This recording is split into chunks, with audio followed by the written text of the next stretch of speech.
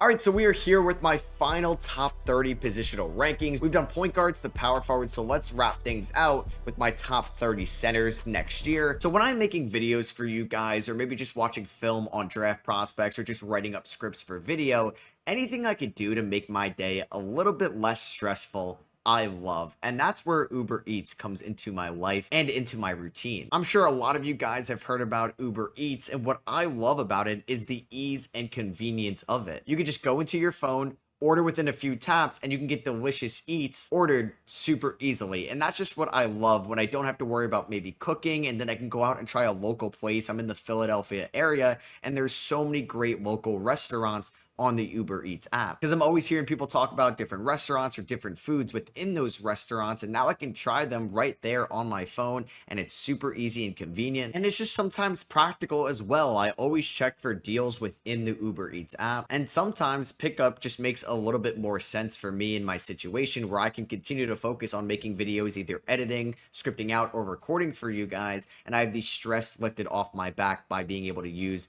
the Uber Eats app. And Uber Eats is running a great promotion for you guys, my viewers, where you can use code SROS15, SROS15, to get $15 off your first order with a minimum basket size of $20, where you could discover new deals every day and order from over 100 different restaurants on Uber Eats. And thank you again to Uber Eats for sponsoring today's video. Link to them will be in the description and the pinned comment below. All right, so since we are in the last positional ranking, if there's somebody that isn't mentioned today, they were most likely in the power forward ranking video. And some honorable mentions before we get into this: any of these guys could be top 30 centers next year. I have Jay Huff, the new Indiana Pacer; Mo Wagner of the Orlando Magic, recovering from the ACL tear; Jonas Valanciunas, now a backup behind Nikola Jokic. I have Zach Edey, Yves Missi, and Alex Sarr wrapping out the honorable mentions, so a couple sophomore centers from the 2024 draft class. So coming in at number 30, the moment I'm recording this, he is not on a team right now. All signs are pointing to him being a Golden State Warrior, in which what could be the last year of his career. I have Al Horford. Yeah, we gotta respect Al Horford a little bit more. Somebody that's gonna be 40 years old at the end of the year is still a borderline top 30 center, in my opinion. Last year, he was 38, turning 39 for Boston, and he put up 9 points, 6 rebounds, shot 36% from 3. He's been pretty much an elite 3-point shooter since 2017 for somebody at his position, and he still plays incredibly impressive defense for somebody at his age. On the perimeter, especially in the post, closing out, Al Horford could still do it all on the defensive end of the floor, and I just think we need to appreciate it a little bit more. And if he does eventually end up in Golden State, him and Draymond Green defensively in the front court is going to be so much fun to watch, and I feel like Al Horford doesn't need to play 30 plus minutes to be a top 30 center in the league next year. I'm just really excited to see him run pick and pops with Steph, complement Draymond in the front court defensively, and maybe he could be a really good Golden State Warrior, but also there's a chance maybe he's not even on the Warriors next year. Who knows? So I have a risky player coming in here at number 29, and it is Isaiah Jackson of the Indiana Pacers. I am intrigued about Jay Huff. He was an honorable mention. I'm even intrigued about James Wiseman next year returning from an injury, but I'm going to have Isaiah Jackson coming in at number 29. Now, Jackson last year suffered the torn right Achilles back in November, so he may not even be 100% to start off the season. He could be close to it. Last year, in 5 games, he averaged 7 points and 5.5 rebounds. I just think he has the most upside as an Indiana Pacers center next year. I think he's the best rim protector out of the bunch, and I think he could be the best rebounder and just overall inside presence. I did see that Jay Huff had a top block rating in 2K ahead of Evan Mobley and Anthony Davis. I don't know if I could agree that Jay Huff is a top 10 shot blocker, but I do think Isaiah Jackson can be a solid enough rim protector now that they need to replace Myles Turner over the long term. I mean, Isaiah Jackson is a 6'10 center coming off a major leg injury, and the Indiana Pacers, who are an organization that doesn't just dish out money, gave him a fully guaranteed contract over the next 3 years. That's going to pay him around $7.5 million in year 1, and then it descends over time. And I think this can turn into one of the best contracts in the NBA if my prediction is correct, and he is a top 30 center next year, coming in at number 29. So I'm predicting a bounce back year for my number 28 center, and that is Wendell Carter Jr. of the Orlando Magic. He was probably one of the worst qualified centers last year when you take into account efficiency, overall rim protection, and the amount of minutes and opportunities he had in Orlando. You can make an argument he was the third best center at a time last year in Orlando when Mo Wagner and Goga Bitadze were healthy. Last year, his numbers dropped from 11 points per game to 9 points per game. The rebounds stayed roughly the same, but he dropped from 52% from the field to 46% and 37% from three, which was so encouraging after the 2024 season, to 23% from three. And that can make Wendell Carter Jr. so effective in the half court because of the floor spacing ability, something that some of these guys around him won't have going forward. And he's still 26 years old. He's got a noticeable contract about to kick in over time, $10.5 million this year. Then that bumps up to $18.1 million in 2027. And that goes up for the next few years as well. So he's going to be a big part of the Orlando Magic's short-term future. And I think we could see him just play a little bit better because I don't think he's going to shoot as bad in 2026 than he did in 2025. And if that's the case, he could be a solid offensive big man again and give you some value on the defensive end of the floor. So yeah, I left 3 centers from the 2024 draft class off this list in the honorable mentions. And I'm also going to have Donovan Clingan coming in here at number 27. It's a very solid center class from the 2024 draft. And I still have one more to talk about. Clingan next year is going to be the full-time starting center. Last year, he averaged around 20 minutes per game. He started 37 games because obviously you had Robert Williams and you had Deandre Ayton into the fold. It seems like that they're going to give the keys to Clingan as the starting center with Deandre Ayton getting bought out. They don't maybe have a full plan to involve Robert Williams going forward, and Young Hansen, who they did draft, is still a project. And after the All-Star break, Clingan averaged around 8 points, 10 rebounds, and they were a massive positive when he was on the floor, especially on the defensive end. We know he's going to be pretty one-dimensional offensively, but he can be a good lob threat. He can be a good presence around the rim, and a big thing with him will be his health. But if you could stay healthy, I think he can be an improving center from last year and can be the long-term rim protector for the Portland Trailblazers. Coming in at number 26, he used to be one of the more underrated players in the NBA, especially in that 2024 season, but now I feel like everybody respects him, Goga Bitadze of the Orlando Magic. So I do like Mo Wagner maybe the most out of all these big men in Orlando, but I'm just a little hesitant coming off the ACL tear for what he is as a player putting the ball on the floor. So I do like Wendell Carter Jr. and Goga slightly more next year, but I did have Mo Wagner as an honorable mention. I like Goga's rim protection more than those two, though. I think he's an underrated rim protector. He's extremely physical inside. He's going to do the dirty work for you. He'll catch an elbow or two, and he's going to stay in the game. He's incredibly tough. He averaged around 6.5 rebounds last year, 1.5 blocks in 20 minutes a night. He played 70 games last year. He started 42 of them. And I just feel like he's somebody you can rely on. He's got a good defensive rebound percentage. He's skilled around the rim. He can block some shots. And he can just overall be a rock-solid big man for you going forward. And I just think with Paolo Banchero, Franz Wagner, Bane, and Suggs and what they can do offensively with the ball in their hands, having Goga just kind of maintaining that pace defensively will be huge for Orlando next year. Coming in at number 25, I have somebody that's going to be healthy at the start of this year. He wasn't healthy at the start of last year. Mitchell Robinson of the New York Knicks. So I'm not really sure where Mitchell Robinson is going to end up. Is he going to be a center and Cat's going to be a 4? I do have Cat in this ranking. Or is Mitchell Robinson going to come off the bench next year with Cat being the 5? Either way, I do think what Mitchell Robinson's ability to do on the defensive end of the floor goes unnoticed in the box score. I think it also helps everybody else as well on the defensive end of the floor. Like Mikal Bridges looks so much better defensively when he didn't have to use all his energy at the point of attack because he didn't really have much rim protection behind him. It was Karl-Anthony Towns, but when he had Mitchell Robinson behind him, he can be a little bit more relaxed at the perimeter and you can use a little bit more energy within the three-point line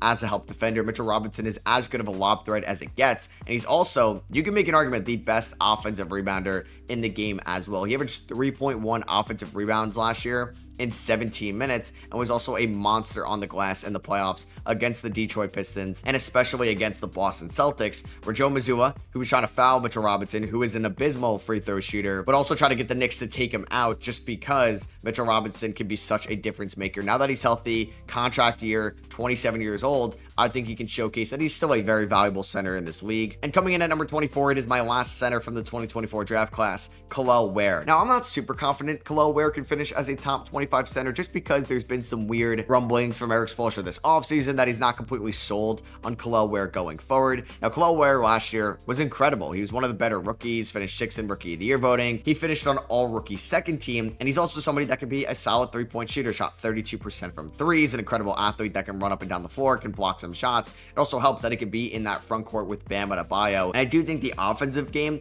and the defensive game is there right now, because guys like Zach Edey and Yves Missi and even Donovan Clingan are pretty one-dimensional offensively right now, and Alex Sarr, who maybe is as good of a defender as Kel'el Ware, has a lot to work on the offensive end. So I do think Kel'el Ware is maybe more of a complete center going into year number 2 to those guys. That's why I have him ranked higher than all those guys from the same draft class. Coming in at number 23, I have Deandre Ayton of the LA Lakers. I do think Deandre Ayton will be good next year with Austin Reeves, LeBron James, and Luka Doncic running the pick and roll for him, throwing him alley-oops, getting him to the spots inside. Now, I don't love Ayton's defense. I do think guys like Goga, Mitchell Robinson, Clingan, Jackson Horford are much better defenders than DeAndre Ayton, but Ayton is definitely more skilled around the rim. He's a much better shooter, at least within the mid-range, than those guys as well. Last year was maybe the worst year of Ayton's career. He averaged around 14.5 points, 10 rebounds. Not like it resulted in a ton of wins when he was on the floor for the Portland Trailblazers, but he's going to have to buy in with the LA Lakers. It's essentially a one-year deal in LA. He could opt out of the first year, but that means he played fairly well in Los Angeles, and I do think the numbers will look good next year because he also just has no competition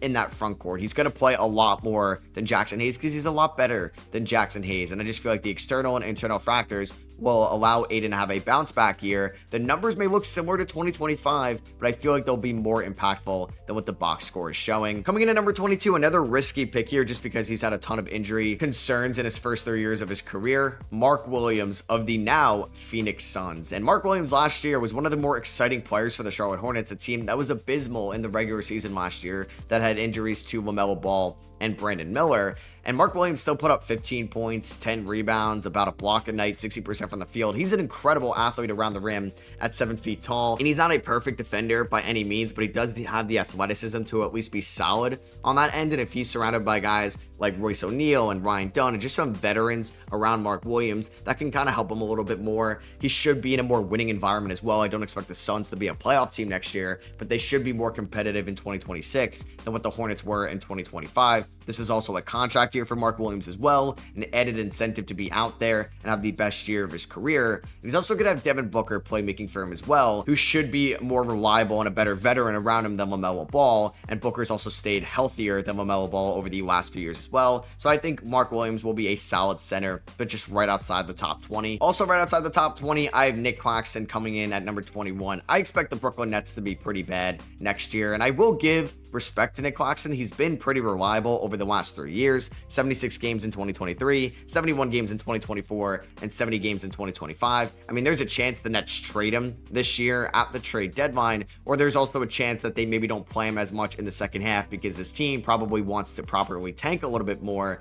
than what they did in 2025. I think Claxton has his ebbs and flows out there. I think he's so much better when the Nets are competitive, like when he was in 2023. And even the 2024 Nets were better than the 2025 Nets at times. So I do think when the games get less and less meaningful, Claxton's intensity gets more diminished on both ends of the floor. So I don't expect the Nets to be great this year. That's why I do think Nic Claxton will have his ebbs and flows again. If he gets traded, then I may like him a little bit more if he's going on a team that's going to make the playoffs or potentially compete for a title. But for right now, he's just outside the top 20. So to kick off the top 20, I have Onyeka Okongwu of the Atlanta Hawks. Now, Okongwu could be the starting power forward next year. They could throw Jalen Johnson at the 3 with Kristaps Porzingis at the 5. And I thought it was really encouraging to watch Onyeka Okongwu in the second half of the season last year. After the All-Star break, he ended up having a 64% true shooting percentage, but also shooting 38% from 3 and 80% from the free throw line. He averaged 15 points, 10 rebounds, was a positive player when he was on the floor compared to when he was off the floor. And that was in a 26 game sample size, which is a decent amount. He still has one of the best passers in the NBA running the pick and roll for him and initiating for him in Trae Young. It could help him in the front court as well, having Kristaps Porzingis out there. And I do think if Onyeka Okongwu could just be a good enough three-point shooter next year, maybe even better than Wendell Carter Jr., I like the athleticism, I like the environment around him and the opportunities he's going to have with Clint Capella in Houston and Larry Nance Jr. in Cleveland to be somewhat of a breakout big man next year. But I do have to be a little bit hesitant just because he's fighting for minutes with Kristaps Porzingis, Ayton Newell, but I do think Okongwu will be good. I just hope he can take that stride defensively next year. So coming in at number 19, kind of a boring player now, similar to when I talk about DeMar DeRozan in the small forward ranking, I have Nikola Vucevic of the Chicago Bulls. And you may say, Matt, this is way too low for Nikola Vucevic. He's 34 years old, but he's somebody that can put up 18 points and shoot 40% from 3 like he did last year.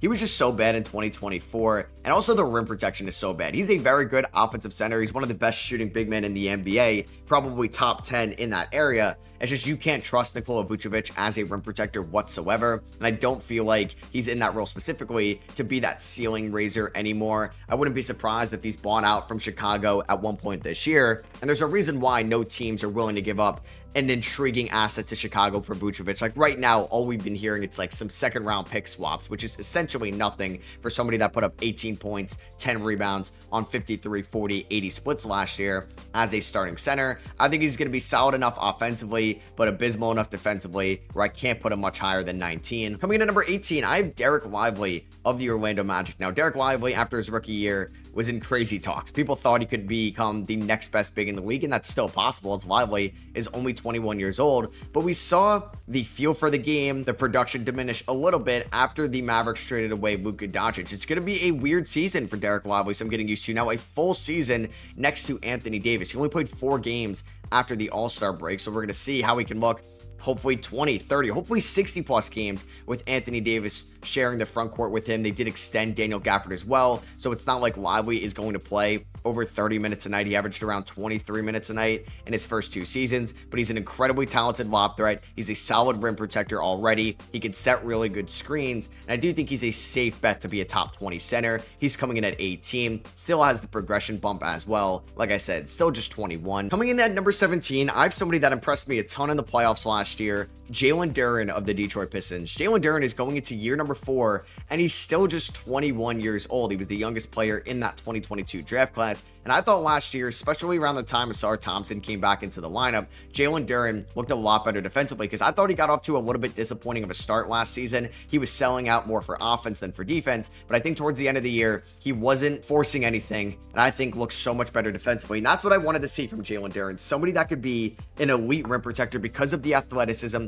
because of the shot blocking ability, and he was great on the defensive end of the floor in the second half. He averaged around 14 points and 11 rebounds as well, and I trust him over JB Bickerstaff going forward. It helps him out a ton that he's not really competing for minutes anymore at that center position. He has Cade Cunningham, Jaden Ivey creating for him in the backcourt, so I think we could see a career high in minutes this year for Jalen Duren, somebody that I thought was super impressive against the Knicks in the playoffs, who averaged around a double-double, was extremely physical, and I think is made for playoff basketball. So coming in at number 16, I may be underrating him a little bit. I have Jakob Poeltl of the Toronto Raptors. There's just a lot of good centers in this league, and maybe Jakob Poeltl is somebody that has just been here for a while, so I'm getting maybe some ranking fatigue. He's going to be 30 years old next year. He just got a 3-year extension worth $84 million, an average annual salary of $28 million from the Raptors this offseason, so clearly they're invested into him over the long term because he could have been a free agent at the end of this year. And he had the best year of his career last year in 57 games, 14.5 points, 9.5 rebounds, 3 assists, 2.4 stocks a night. Poeltl can't really space the floor, and he's a solid enough defender as well. So I'm going to say he's a pretty average offensive big man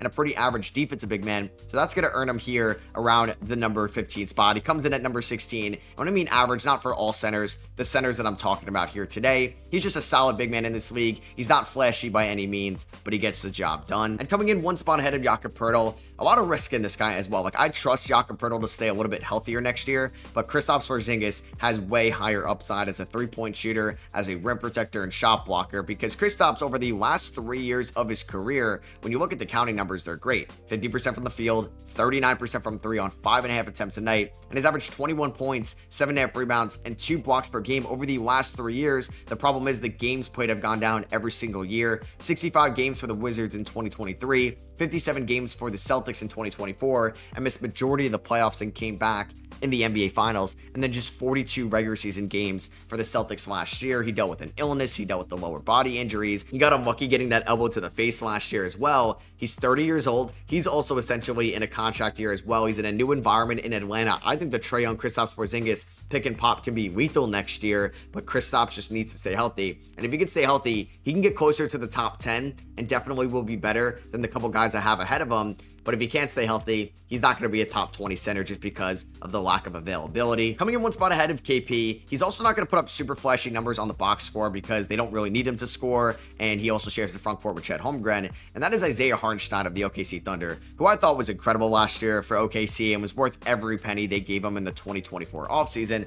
He was also a big reason why they were able to win the NBA Finals last year. He averaged 11 points, 11 rebounds, 4 assists, 1.1 blocks, about a steal a night, and 58% from the field. We know that he's one of the best screen setters in the game, and he also has almost an automatic floater within the paint. He's making $28.5 million this year with a $28.5 million team option next year. But like I said, a big reason why the OKC Thunder were able to win the finals. He was incredible for the Knicks over the last 2 years, especially in the playoffs. He was really good against Memphis, really good against Denver, and I thought was still impactful against the Minnesota Timberwolves and the Indiana Pacers. And maybe the box score won't show it as much, but he gets the job done, and I can trust Hartenstein next year. Coming in at number 13, also maybe another hot take here, I have Daniel Gaffford of the Dallas Mavericks. Gaffford last year played around 21 minutes a night, same as what he did in 2024, but I think in those 21 minutes, he is as good as it gets. Like Daniel Gafford's per 36 last year would be very impressive. They'd be roughly 20 points per game and 11.5 rebounds, 2 assists, and 3 blocks a night. It's just he shares that front court with Dereck Lively, but now they added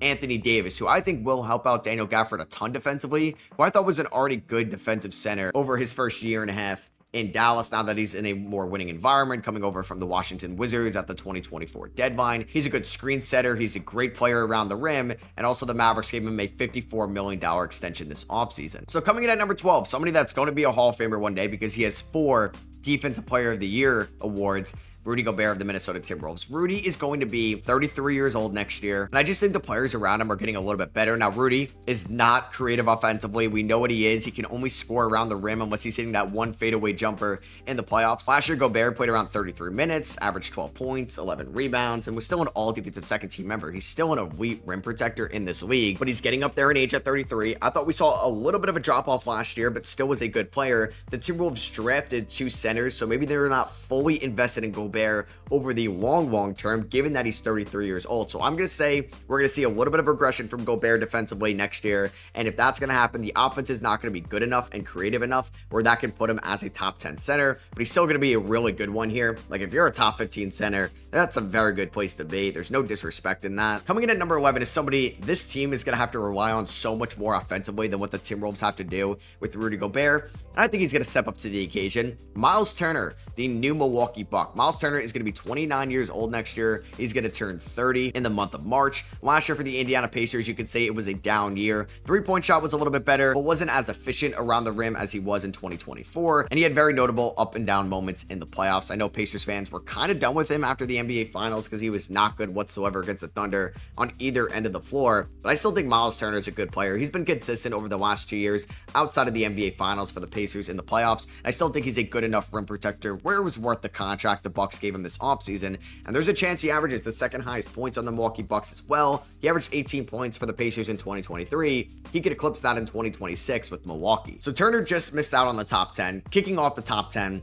I have Walker Kessler of the Utah Jazz. I know he was on a very bad team last year, and he's going to be on a very bad team again this year, but I think Walker Kessler is one of the more underrated defensive big men. I think his defense is closer to Rudy Gobert than most people think it is, and he was maybe better than Mitchell Robinson on the offensive glass last year, led the NBA in offensive rebounds per game. He is so skilled around the rim. He's super physical inside. He can lead the NBA in rebounds next year, and he averaged 2.5 blocks for the second straight year last year with Utah. I think he can average close to 3 blocks per game this upcoming season. He's an amazing screen setter. He can roll well to the rim. He runs up and down the floor very well for somebody at his size. The games played have gone down over the last 3 years, so hopefully they can go back up in 2026. A big year 4 for Walker Kessler, who's going to be 24 years old, and like Mark Williams and Jalen Duren, is going to be a free agent at the end of the year. Coming in at number 9, somebody that does very similar things to guys like Walker Kessler, Rudy Gobert, Daniel Gaffford, I have Jarrett Allen of the Cleveland Cavaliers. Last year, Jarrett Allen was a borderline all-star and has been just one of the better centers in the NBA since getting traded to Cleveland in 2021. And all it took them was a late first-round pick to acquire him. I still can't believe Kobe Altman was able to pull that off. He was an all-star in 2022, and basically over the last 4 years since 2022, Jarrett Allen has averaged 15 points, 10 rebounds, has shot 66% from the field, has been a good defensive center for a Cleveland team that has been very consistent over the last 3 years. They lost in round 1 to the Knicks in 2023. They lost in round 2 to the Celtics in 2024. Lost in round 2 last year to the Indiana Pacers, but they did win 64 games last year in the regular season. And Allen also isn't flashy, but he just gets the job done at a very high level. And somebody that broke out last year, who I just love watching defensively and around the rim as well, Ivica Zubac of the LA Clippers. So he's coming in at number 8. A part of me wanted to put him as high as number 6, but I had to cool down a little bit. But last year, Zubac played 80 games for the Clippers, and he was maybe their most reliable player. And you can make an argument was their all-around best player. I know Harden can carry the team offensively, but Zubac at times can carry this team defensively. He finished 6th in DPOY voting. He was on all defensive second team. He also got some all-NBA consideration, if you remember. 63% around the rim. He averaged 17 points, 12.5 rebounds, over a block a night. But I just think opposing teams' offense are just scared to shoot around Ivica Zubac, so he doesn't average a ton of blocks because teams kind of get that Wemby effect a little bit and do not want to test him whatsoever in the paint. And yeah, I'm all in on Ivica Zubac next year. So coming in at number 7, I really wonder what his stat line is going to look next year. Outbrewing Şengün of the Houston Rockets because they trade away Jalen Green and Dillon Brooks, but they add in Kevin Durant. Can we see an offensive leap from somebody like a Reed Shepherd, a Amen Thompson, or Jabari Smith Jr.? So will Şengün average more points per game than he did in 2024, which was a career high at around 21 points per game. Last year, it dropped off a little bit to 19, but outside of that late injury he suffered at the end of the 2024 season, Şengün has been very available for the Houston Rockets, over 70 games in 3 of the first 4 years, and was on pace to do that as well in 2024 before that end of the season injury. He was an all-star last year at 22 years old. He is so skilled around the rim in the post. He's one of the best post scorers in the game. I think he's taken strides defensively, and he's also one of the best passing big men that we have talked about here. You have Isaiah Hartenstein, you have Al Horford, but Şengün is definitely in that tier 1 of passing big men. He's not number 1 or number 2 because I do think 2 guys are better than him, but he's definitely in that tier 1, just at the bottom of it. Because somebody that I still think is a little bit better than him, Domantas Sabonis, coming in here at number 6. I think they're very similar in their play style. Obviously, we've seen like the Pokemon memes where you can go from Şengün to Sabonis to somebody we'll talk to in a little bit. Sabonis, also not a super flashy player. He's been doing it for a little bit now. He's just been kind of really good in Sacramento now. He's not a ceiling raiser. He's not somebody that you could throw the ball to late in the 4th quarter and will carry a team for you, but we all know that. But he's still a really good player. He's an all-star caliber big man. In his first full year in Sacramento, he averaged 19 points, led the NBA in rebounds, was 7th in MVP voting, and all-star all-NBA 3rd team. In 2024 for the Kings, he averaged 19 and 14 and also averaged 8 assists a night as well. All-NBA 3rd team. Last year averaged 19 points, 14 rebounds, and 6 assists. I don't know how he wasn't an all-star either. He's played over 70 games each of the last 3 years. He's not a good defender like guys like Zubac, Jarrett Allen, Kessler, Turner, Gobert are much better than him. It's just what Sabonis can provide you on the offensive end of the floor is also an incredibly valuable floor raiser right now we've seen over the last few years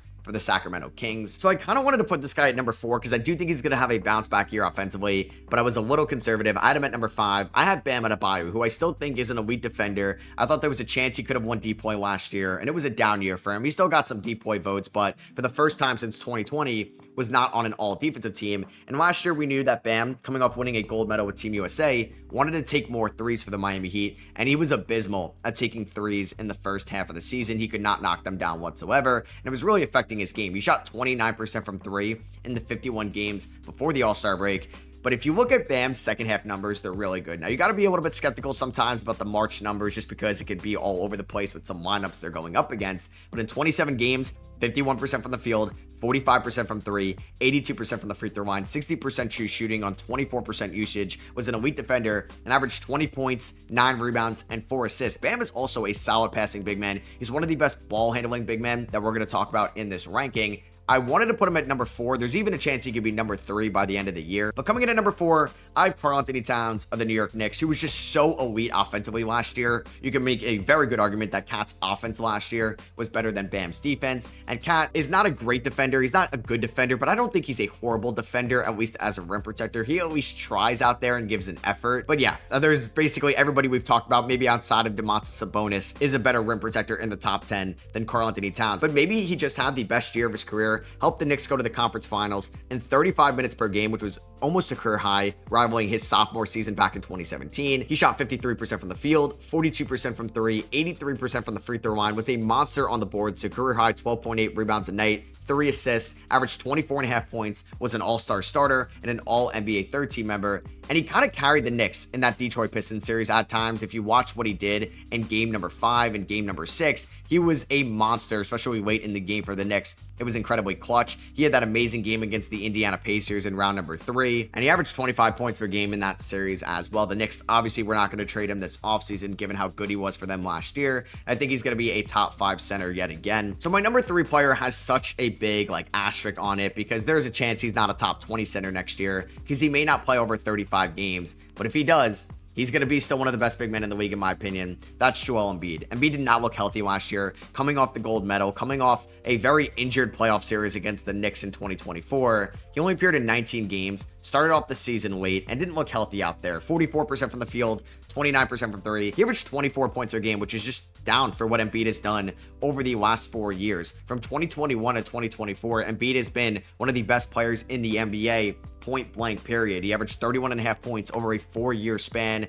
11 rebounds, 4 assists, 2.6 stocks a night, and that also includes 2 scoring titles, an MVP finish, and 2 other runner-up MVP finishes as well. He could have won MVP in 2024. He was averaging 35 points per game, but he only ended up playing 39 games. Health is going to determine how far and how high up Embiid can be in the center rankings. I think I could say with confidence he's not going to be top 2 just because the number 2 player I think will be incredible. But I do think if Embiid is healthy, his floor is number 3. And maybe there is a chance he's number 2. He just needs to stay healthy next year. Because coming in at number 2, I have Victor Wembanyama of the San Antonio Spurs. Yeah, Wemby is going to be 21 years old at the start of next year's season. He'll turn 22 in January. And he was so good last year. He was a top 10 player in the league before he suffered that blood clot, which had to shut his season down. He only played 46 games, but he was on his way to being an all-NBA first-team member, in my opinion, for somebody that was going to be on a team that was under 500, which is kind of unprecedented. He averaged 3.8 blocks, led the NBA, which is actually up from leading the NBA as a rookie in 2024. Some people thought he should have been Defensive Player of the Year as a rookie in 2024 as well. It was an all-star last year, 24 points, 11 rebounds, 4 assists, shot 35% from 3, on 8.8 attempts. He's a good free throw shooter. So he's already somebody that's a top 3, maybe the best defender in the sport. And he's also an elite offensive player. Yeah, Wemby could be on all NBA first team at the end of the year now that it's positionless. Because at number 1, he's been the best center in the NBA over the last few years. He's been the best player in the NBA for the last few years, Nikola Jokic. It's still wild that we're going to look back on his 2025 season. Somebody that averaged 29.6 points, 10 assists, and almost 13 rebounds. So basically a 30-point triple-double on 57, 41, 80 splits, and did not win MVP. That just goes to show you how good Shai Gilgeous-Alexander was last year. But Jokic was on All-NBA First Team, All-Star, runner-up, and MVP, was great in the playoffs yet again against the Clippers in round number 1, where he averaged basically a 24-point triple-double and then averaged 28, 14, and 6 against the Thunder in 7 games, and almost single-handedly defeated the OKC Thunder, who won it all in round number 2, given how depleted and banged up that Denver Nuggets team was. And if you just look at Jokic's numbers since 2021, they're incredible. This is a 364 game 5-year sample size where he's averaged 27 points, 12 rebounds, 9 assists, shooting 58% from the field, 38% from 3 from a center, and 82% from the free throw line. I know he's not a good defender, but he's also not a bad defender. I would just say he's an average defensive center, and I think gets a little bit more hate than he normally should. I wish sometimes he'd put a little bit more effort and wouldn't complain to the refs, but man, watching Jokic is somebody I'm always going to appreciate because he's going to be a top 10 player of all time when it's all said and done. So that is going to be it for me. I hope you guys did enjoy. If you did, I'd appreciate you dropping a thumbs up. Let me know what you agree with or disagree with down below, and make sure you are subscribed because I'm going to be dropping my top 50 players in the NBA ranking very soon, so be on the lookout for that. I love you guys, and I'll catch you on the next one. Peace.